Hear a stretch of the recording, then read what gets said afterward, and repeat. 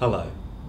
We now have an offer for the public health system nurses and midwives that the New South Wales Nurses Association Council is satisfied to put to a vote of the members.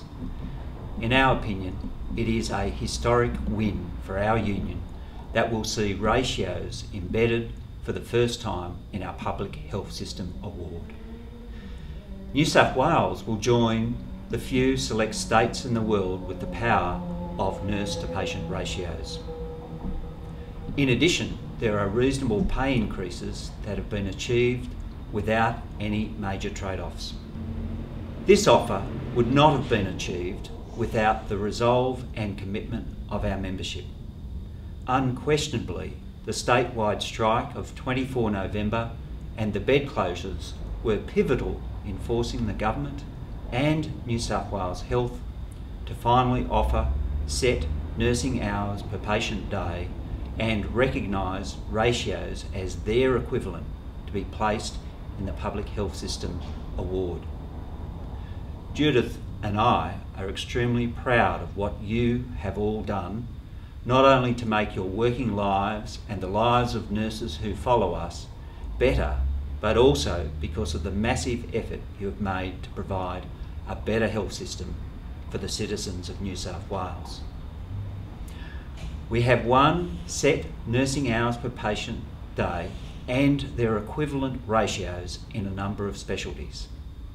They have been one for medical and surgical wards, palliative care wards, rehabilitation and acute adult inpatient mental health. In many of these areas, the ratios in the offer are better than Victoria. The highest staffing priorities of emergency departments have been met. There are no ratios for EDs, but there will be funding for an extra 188 full-time equivalent positions. This will provide a dedicated nurse position for resuscitation beds on a 1-to-1 staffing ratio for the major emergency departments with more than 45,000 presentations per year and dedicated nurse positions for resuscitation beds in EDs with more than 25,000 presentations. These were won after a delegation of emergency department nurses told the department that the extra positions to staff the resuscitation beds were their immediate priority. On top of ratios, there are pay rises of 3.9%, 3% and 2.5%. This compounds to a total of 9.7% by July 2013.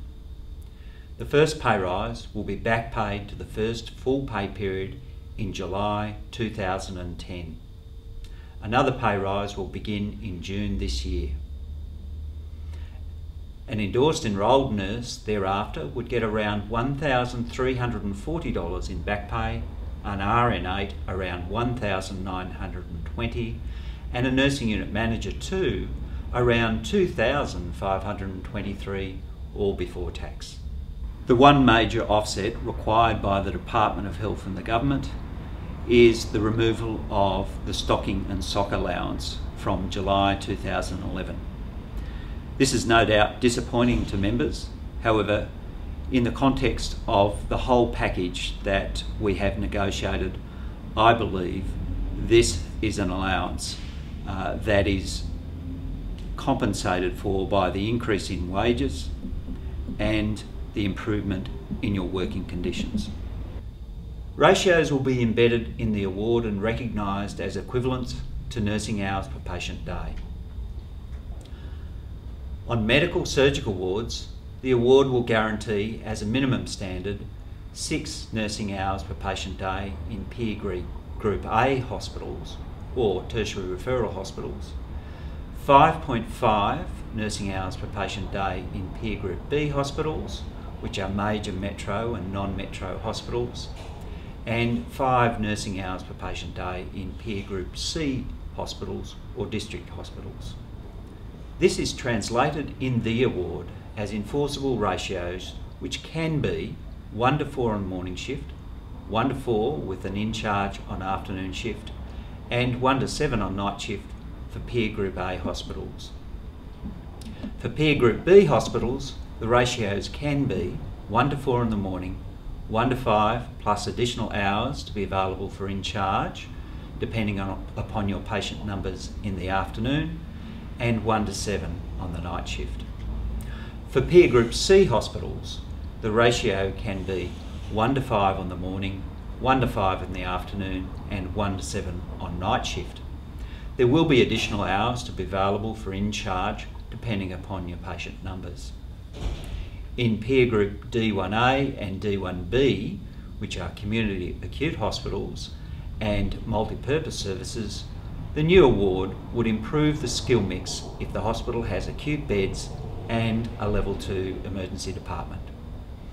There would need to be 2 RNs at all times when the emergency department is open. This is to ensure that if an RN is required in ED, there will be an RN on the acute ward.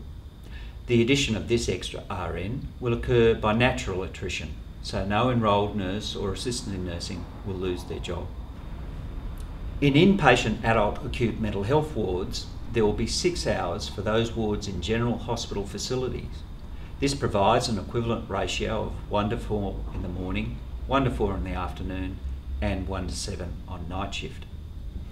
There will be 5.5 hours for wards in specialist mental health facilities. This provides an equivalent ratio of 1 to 4 in the morning, 1 to 5 in the afternoon, and 1 to 7 on night shift, with additional hours available for in-charge shifts. We haven't won ratios or set nursing hours per patient day in every specialty in this bargaining round.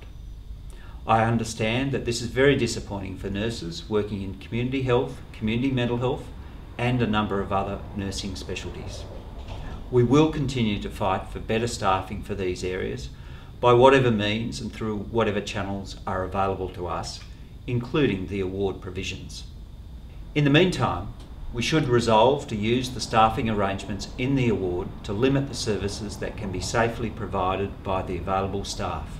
If there is no funding available for extra staff, there should be no extra services.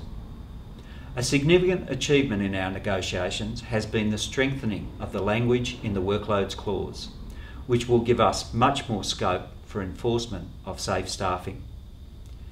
Our capacity to close beds and limit community-based services that developed during the campaign will be an additional tool to enforce safe staffing levels in the future. The total cost of the package. The government has agreed to fund around 1,400 extra full-time equivalent positions. This funding allows for 82% of those new staff to be registered nurses. The implementation of these new numbers is to be phased in over 2 1/4 years until June 2013. We have always acknowledged that this will not be achieved on day one of the new award, but we have an agreed plan for the employment of new staff to meet the new staffing arrangements we characterise as ratios. There is a commitment to replace unplanned leave like with like in the award. That is, a registered nurse will be replaced by a registered nurse. If no registered nurse is available, there is a defined process to be followed for the backfilling. The wages component will add an extra $320 million a year to the health budget. I recommend a yes vote on this package of improvements to your award. You've just heard Brett walk you through the government's offer, and it's now time for the Nurses Association membership that work in the New South Wales public health system to vote on that offer. The process will be as follows. First of all, association branches in the Public Health Service will be asked to hold a meeting at their workplace on a date to be arranged at their facility between February the 15th and it will close at the close of business on February the 21st. Make sure that you understand all that's on offer. Details are available at our website, and also there will be details in the LAMP that will be due to be in your mailboxes in the next few days. Make sure you attend that branch meeting so that you can have a voice on this critical issue. And remember, Our claim is still our claim. It was a claim that was built on academically backed research with the assistance of nursing experts who work in those specialties at the bedside. It's a claim that we stand by. We know that what's in that claim is what's needed to give optimum health care in the New South Wales health system. The government has not given us everything that we would want, but they have given us a cornerstone upon which to build the future of our nursing profession to ensure that the citizens of this state get safe patient care. So what happens if the vote outcome is a yes outcome? That will mean that you get the first of the pay increase. That will be paid, and as Brett's already told you, it will be backdated to July 2010. The association will then sign off on the Memorandum of Understanding and the new award will be made. And it's important that we have this new award made before the end of this month, before the current government goes into caretaker mode before the state election. Money from Treasury will flow for those new positions that have been offered, and the implementation of the ratios and staffing arrangements will start to take place. The association will then embark on an extensive education program to make sure our membership understand how this new system will be implemented. And remember that these new arrangements will be phased in over the life of the agreement, which is another 2.25 years, so there will be plenty of time for us to learn exactly how to implement this new system. So what happens if the vote is a no vote? Well, the pay increases won't flow, the ratios and staffing improvements will not happen. The proposed sock and stocking allowance that they are saying will be removed won't be removed. But the most likely outcome is that we will go back into a long protracted campaign mode with a new government, and there will be no definite outcome, and that campaign could actually last for years. The new government is not bound by the offer of the current state government, so and the response to date is they're not committed to our claim. The package as explained by Brett is significant and should be viewed as a total package, keeping in mind what it means for the future of our healthcare system.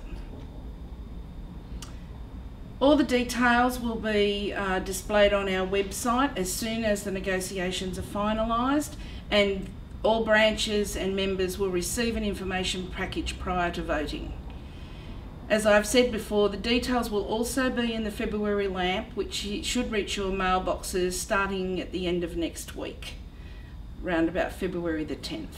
The package, just to remind you, includes a 9.7 pay increase over the next 2.25 years. Back pay will be backdated to last July.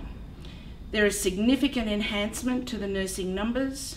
We now have a ratio framework in place, and there is new award language that gives a strengthened ability to enforce these new staffing arrangements. My final message to members is that you should be immensely proud of your achievements in this campaign. You have taken unprecedented action in this state, and you have made sure that the government heard the real issues about the ability to provide safe patient care in the New South Wales health system. The NSWNA Council has recommended that our branches vote yes to this offer, and my personal recommendation is that we should take what's on offer and use it to build a nursing future that will deliver safe patient care.